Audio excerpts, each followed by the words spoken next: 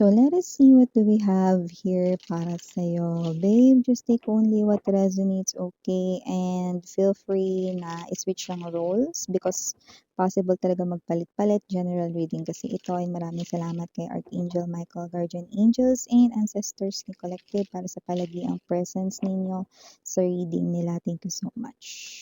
Okay. It looks like someone here wants to free himself or herself from something na parang matagal niya na rito na parang kinasasadlakan, no? Ang mundo na parang hindi niya gusto na magpatuloy hanggang sa dulo ng time ng kanyang life. So parang meron siya ritong gustong baguhin, pwede ring itama, at mukhang gagawin niya ang lahat upang ito ay mangyari. Pagbabago na gusto niya, Magician energy.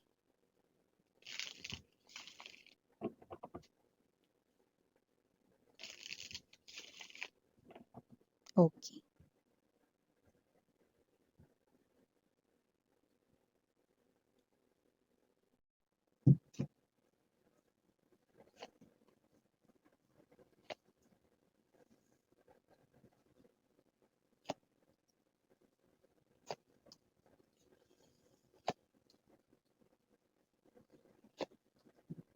Center of the reading, Four of Cups, Four of Swords in reverse.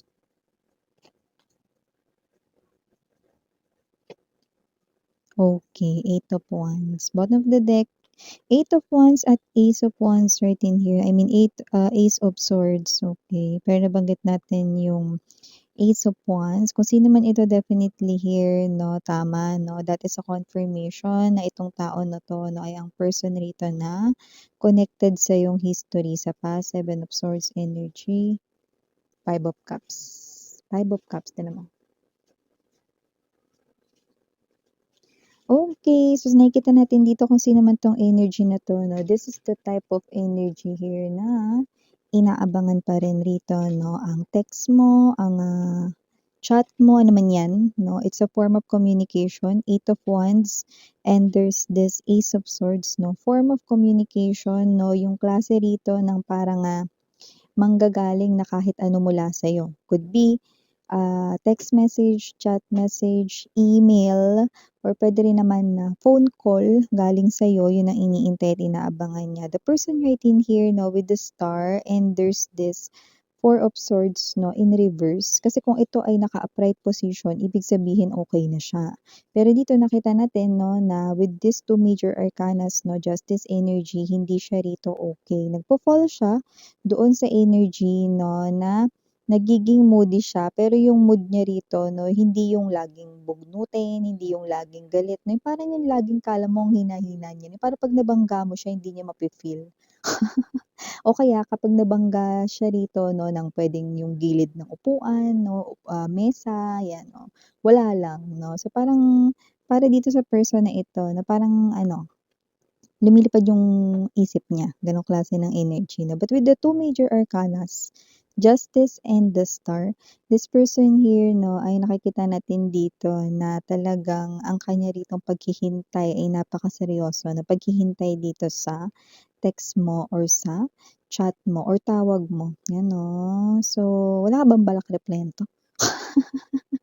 Or wala ka bang balak sagutin na yung tawag niya rito? Kasi nakikita ko na kung sino man 'tong energy na 'to, na hindi ko naman sinasabing gawin mo yun, 'no, pero inaantay niya, 'no, ang iyo ritong mensahe, no, lalo na kung naka-block ang communication sa pagitan ninyong dalawa, okey? At medyo hindi naman sa naiinip siya dito na nagagalit, kagaya ng binanggit ko sa inyo, hindi siya dito nabubugnot, hindi rin siya rito nagagalit, hindi rin siya rito palasigaw, yung parang ano lang, okey, parang hindi siya ngayon nakikihalubilo sa iba, hindi siya ngayon lumalabas, okey, masyado sa mga friends or hindi masyadong sumasama sa mga gala. Etong nakikita ko 'no, very problemado siya dito sa inyong sitwasyon. Yun 'no. So bago natin pag-usapan dito, mabatiin muna natin everybody. Hi and hello there everyone. My name is Yan. Welcome new subscribers to Turning Instant Bearers ko. Thank you so much Puyaters. Maraming salamat. At kung din pala meron pa po tayong isa pang channel, link down below lang sa ating description box. So if interesado, click lang yan para makarating din kayo there everyday. Nag-a-upload tayo ng collective readings for all signs doon. At syempre mga babes, wala po tayo dito no, na gender, okay? So just take only what resonates. Okay, at syempre timeless tayo, pwede nangyari na, sa iba nangyayari na, sa iba ay mangyayari pa lamang. Ayun, sorry about that commercial mga babes. Nabalik tayo sa pinag-uusapan natin. So, kung sino man 'tong energy na 'to, inaabangan niya rito yung chat mo, yung text mo. Siguro, kung ikaw yung nauna, kasi meron ditong mga may nauna eh, 'no, na nag-chat kayo sa kanya, 'no, kasi nakakita tayo dito ng parang, super old date, 'yan 'no. Like let's say 'no, parang, lumipas na, ilang taon na yung huli niyong chat, 'no. So, puwedeng gano'n yung nangyari. Tapos hinihintay ninyo yung reply niya, sagot niya, pero wala 'no, hindi kayo nakatanggap ng gano'n. So, kung sino man 'tong energy na 'to nakikita natin dito 'no, na ngayon baka ni-reply niya na yun, kung 'di mo pa nakikita, ta's ngayon abanger siya dito sa iyong reply, ayan 'no. So, iba naman dito, hindi naman talaga yung reply mo yung inaantay niya, yung tawag na mismo. So, yung iba rito nakita ko naman dito 'no, na na-seen niya rito yung message niyo pero hindi niya ni-replyan, pero waiting siya sa tawag ninyo. Yung iba, mga babes 'no, ginawa kayong manghuhula. Parang sinabi niya rito 'no, na tawagan niyo siya kahit hindi niya naman chinat doon, 'yan 'no, waiting siya rito sa call mo, 'yan, up until now. Yung iba naman puwedeng chinat talaga ron 'no, na, "Please answer my call," or "Sagutin mo yung tawag ko," or "Iintayin ko yung tawag mo," 'yan. So, whatever the case may be, baka nakalagay na sa spam or nakalagay sa block na files or archives 'no, ang, chat or ang text ng inyong person sa inyo 'no. Pero ngayon nakikita natin dito 'no, that this person here ay waiting dito sa, kahit na anong uri ng communication sa'yo, okey. Matutuwa pa nga ito, eh 'no, kung sasadyain mo siya or pupuntahan mo siya sa kung saan siya, makikita. Puwedeng sa bahay niya or sa trabaho niya, 'yan, or kung makikipagkita ka 'no, laking tuwa nitong tao na 'to. Pero kasi nakita ko rito, ayan oh, matic lumbas yung Empress. Alam mo para magtabi-tabi ito, kay Major Arcanas 'yan mga babes 'no. Ibig sabihin etong person na ito 'no, ay may energy rito na alam niya ngayon 'no, na hindi na rito madali na makipag-usap sa'yo or gumawa rito ng isang deal or offer 'no. Lalo na nakikita ka niya ngayon bilang someone na hindi na basta-basta. Ano palang hindi na basta-basta, Miss 'yan? Yung ano, kasi dati naalala ka niya bilang sweet sa kanya, bilang very caring 'no, very concerned sa kanya 'no, pero ngayon hindi niya na nakikita yun sa'yo 'no. Ang nakikita na nitong tao na ito sa'yo 'no, with the Four of Swords in reverse ay ang energy rito 'no, ng parang forever na ata siya ritong maghihintay sa reply mo. O kaya darating pa ba ang reply ni collective sa'kin, yun yung ka narito 'no na what's this, sinasabi or kino-convey na mensahe rito 'no. So nakita rin tayo ng energy that with the Six of Wands, Wheel of Fortune right in here 'no, and the Eight of Wands. I do see that this person here 'no ay, ayaw niya kasi ganito yan, eh, may mga tao na gustong i-flood. Anong flood, Miss, yan? Basta hindi nakakaalam ng flood 'no, yung tatadtarin ng chat ng isang person, whether ika-copy yung mensahe tapos ang daming ise-send na gano'n 'no, same text yon or same, chat message, 'di ba? Iba naman puwedeng, hindi naman ipa-flood dito 'no, pero iniisip niya rito na gawin yun, pero alam niya na baka you will find it very annoying 'no, or baka mainis ka lang, mas lalo kang hindi mag-reply. So, hindi niya yun gagawin. So, nakita tayo rito ng energy that with the Six of Wands, gusto niya talaga niya rito 'no, na magkausap kayo kasi Ace of Swords at binanggit ko 'yan kung maaalala ninyo 'no, na Ace of Wands kanina, ibig sabihin this is a very serious talk. Gusto niya talaga dito na ayusin kung ano man dito 'no, yung, naging problema sa inyo 'no, at kung ano man yung naging, namagitan sa inyo way back then 'no, yun ay inyo ritong ayusin at pag-usapan. Yun yung, nakikita nitong energy na ito 'no, na talagang seryoso siya, na gusto niya talaga yun na i-fix or i-repair. So, nakita tayo dito ng energy that with this Five of Cups, this person here na ay nalulungkot talaga rito with the Seven of Swords. This person here 'no, ay nakakita rito ng energy ng, kahit na parang sabihin natin 'no, na parang nafi-feeling down siya rito, yung mood niya bumababa 'no, ta's may energy rito 'no, na parang tinadaya niya na rin yung sarili niya sometimes, pero gusto niya pa rin gumamit doon 'no, sa sa pag-asa 'no, na etong person na ito 'no ay, magkakausap pa rin kayo muli 'no. Pero kung makikita mo at the bottom of the deck natin dito, Five of Cups, ibig sabihin 'no, nalulungkot siya. Malaking porsiyento ng nararamdaman niya sa kanyang emosyon na ay nalulungkot siya, ayun, 'di ba? Kaya kung sino man 'tong energy na 'to nakikita natin dito 'no, that with the Two of Coins, medyo bothered siya. Nakita tayo rito ng energy the bothered itong person na 'to and at the same time di niya rin magawang mabalanse rito yung mga ginagawa niya 'no. Kasi nga kapagka parang meron ka 'di ba minsan kapag may problema ka 'no, ta's kagaya nito example, due date ng kuryente pero nakalimutan mo.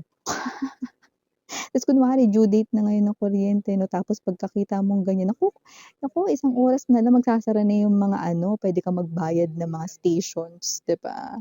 Magpapanik ka, yung kabog ng dibdib mo ang lakas, 'di ba? So whatever the case may be, parang gano'n yung nararamdaman niya rito. Parang feeling niya, eto na ata yung last for you guys 'no. Pero gusto niya pa rin kumapit doon sa pag-asa 'no, na kasi alam niya 'no na yung ugali mo ay maganda pa rin 'no. Nararamdaman niya rito yung ugali mo 'no ay, mabuti kang person 'no, busilak yung heart mo kaya kahit na parang galit ka or, ikaw ito 'no na nagto-throw ng tantrums 'no or yung mood mo ngayon sa kanya 'no ay ganyan 'no, alam niya rito na meron ka pa rin ditong kind heart 'no, yun ang nakikita ko dito. So alam niya 'no, na puwedeng marami na ring nagbago sa'yo rito pero yung maganda mo ritong pag-uugali na sure siyang hindi yan nagbago, which is true, because the Empress is here, okey? First nakikita ko rito with this, Ace of Swords to the Seven of Swords, parang kahit siya, mga babes 'no, kahit dumating yung time na parang, "Sige mag-usap tayo," ganyan 'no, ta's pumayag ka na mag-usap kayong dalawa 'no, hindi niya rin alam, okey, kung papayag ka ba rito 'no, sa kung ano man ritong sasabihin niya sa'yo, pero iniintay niya yan, yan o, yung tawag mo rito 'no. Ikaw naman, iniisip mo naman dito, bakit mo pa kailangan tumawag miss yan? 1, yun yung naiisip ng iba sa inyo. 2, kung ako naman yung mauunang tumawag miss yan, parang ako pa yung may kailangan sa kanya. Yun yung marami sa nakuha ko sa inyo na energy, which is true. Kasi, 'di ba, kung sino nga naman yung tatawag ibig sabihin siya yung may kailangan, 'di ba? So, siya yung may kailangan sa'yo pero ikaw yung pinapatawag niya rito 'no, okey? So, this person here ay acting na parang nagpapa-macho ba rito 'no or feeling maganda ba rito siya or whatever 'no. Hindi 'no, actually kaya niya rito gusto na ikaw yung mauna kasi dito 'no, whether you find this too good to be true, kaya niya ito ginagawa kasi itong person na 'to naiisip niya rito na baka makaistorbo siya sa'yo, baka may ginagawa ka, mga ganyan 'no. So, gusto niya rito na ikaw magsabi ng time kailan ka puwedeng makausap, 'yan 'no. So, ayaw niya rito magsabi na, "O ganito, sa araw na ito dito magkikita," mga ganyan, "Anong oras?" ganyan, 'di ba? So, gusto niya ikaw yun, ikaw yung magsabi nun, sa'yo manggaling yun mismo, gano'ng klase ng energy. Okey, so yun yung nakikita ko dito. Kakaloka 'no? Oo, may energy na hinahabol na kayo rito kasi nandito yung ano, this is someone who wants victory, success, to repeat the history you once had. Pero hindi kasali dun yung naghiwalay kayo. So, exempted yun.